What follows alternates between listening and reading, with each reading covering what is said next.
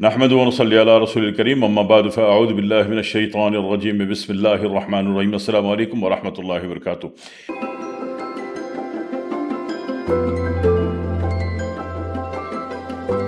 ایک کمپلین کا بہت زیادہ اضافہ ہے کہ نزلہ پک جانا، نزلہ کان میں گرنا، کان میں گرے گا تو ناک میں بھی گرے گا، ناک میں گرے گا تو کیرا بن کے حلق میں بھی گرے گا، حلق میں گرے گا تو سانس کی نالی میں بھی جائے گا، سانس کی نالی میں جائے گا تو دمہ بھی دے گا، کھانسی بھی دے گا، پھیپھڑے کو بھی ڈسٹرب کرے گا، پھیپھڑے کو ڈسٹرب کرے گا تو پسلیوں کو بھی ڈیمیج کرے گا۔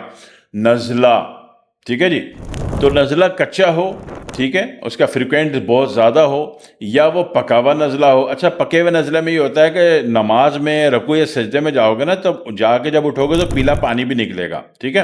تو نزلے کی دونوں کیفیت میں اس کی فیکٹری کو خارج کرنا ہے، نہ کہ نزلے کو سکھانا ہے۔ آج آپ نزلے کو سکھاؤ گے، کل یہ ٹی بی بن جائے گا، ٹھیک ہے۔ دماغ کا ٹی بی سمجھتے ہو؟ ہاں جی، جس کے بعد بندے کو عجیب سے پتہ ہی نہیں چلتا کہ دنیا میں ہو کیا رہا ہے، صحیح۔ تو نزلے کو کبھی بھی سکھانا نہیں ہے، نزلہ ایک گند بلا ہے، اس کو ہمیشہ خارج کرنا ہے، ٹھیک ہے۔ تو نزلے کو خارج کرنے کا جو بہترین ذریعہ ہے، وہ جو ہم اگر دیتے ہیں تو K2 دیتے ہیں۔ K2 2 بوتل کافی ہے۔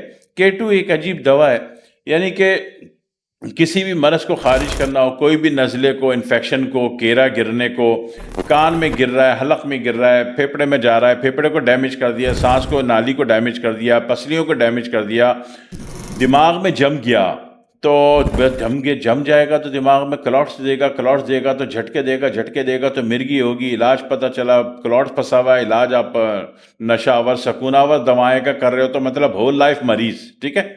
تو بہتر ہے کہ اس کو دھو دیا جائے، صاف کر دیا جائے، اس کی فیکٹری کو ادھیڑ کے پھینک دیا جائے۔ اور یہ آتشی کی زہر بھی کہلاتا ہے۔ 3 زہر ہوتے ہیں نا، ایک آتشی کی زہر ہوتا ہے، ایک پسل سوزاکی زہر ہوتا ہے، اور ایک پائل ٹاکسن عضلاتی زہر ہوتا ہے، بواسیری زہر، ٹھیک ہے۔ 3 زہر ہوتے ہیں۔ تو 3 زہروں میں جو سب سے بڑا کنگ ہے وہ نزلے کا زہر ہے، اس کو ختم کرنا ضروری ہے، ورنہ یہ سارے کام کرنے کے بعد، یعنی کہ پورا نیورو سائنس خراب کرے گا، ناک موٹی کرے گا، ناک میں ہڈی دے دے گا، گلا خراب کرے گا، تھائرائیڈ دے دے گا، سانس کی نالی خراب کرے گا، دمہ دے دے گا، پھیپھڑے کو خراب کرے گا، ٹھیک ہے، انفیکٹڈ دے دے گا، اور جناب والی پسلیوں کو خراب کرے گا، سڑا دے گا۔ اور اس کے علاوہ پھر اور اگر ماڈریٹ کر گیا تو آپ کے جوڑ جوائنٹ کو خراب کرے گا، پورے آرتھرائٹس بھی دے دے گا، کمر بھی خراب کرے گا، ایون کہ نامرد بھی کر دے گا نزلہ، جی، ٹھیک ہے۔ تو اس کا آسان علاج ہم K2 دیتے ہیں۔ K2 ان تمام چیزوں کو ادھیڑ کے باہر پھینکنے میں استعمال کرنی ہے، ان سارے مرضوں کو اور ان کی فیکٹریوں کو۔ تو اس کے لیے آسان طریقہ ہے کہ ہر کھانے کے بعد تینوں ٹائم آدھا ڈھکن اس کا ابالو، ایک گلاس پانی میں پانی آدھا ہو جائے، چھان کے پی جاؤ، بغیر چھانے پی جاؤ، مسئلہ نہیں ہے، ٹھیک ہے۔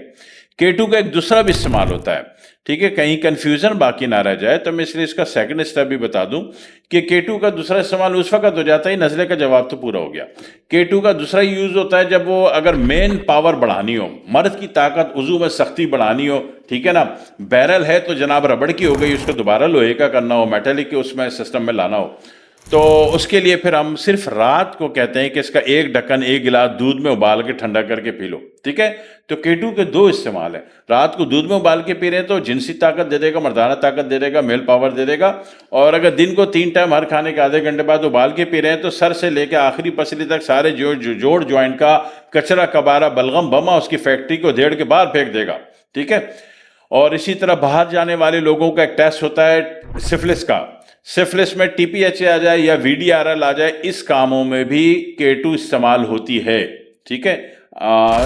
اگر رپورٹ میں سفلس کا TPHA VDRL آ رہا ہے تو 4 بوتل کا استعمال ہوتا ہے، لیکن بے شمار لوگوں کی رپورٹ K2 کی 2 بوتل سے بھی حل ہو جاتی ہے، ٹھیک ہے۔ دعا میں یاد رکھیے گا۔ والسلام علیکم ورحمۃ اللہ وبرکاتہ۔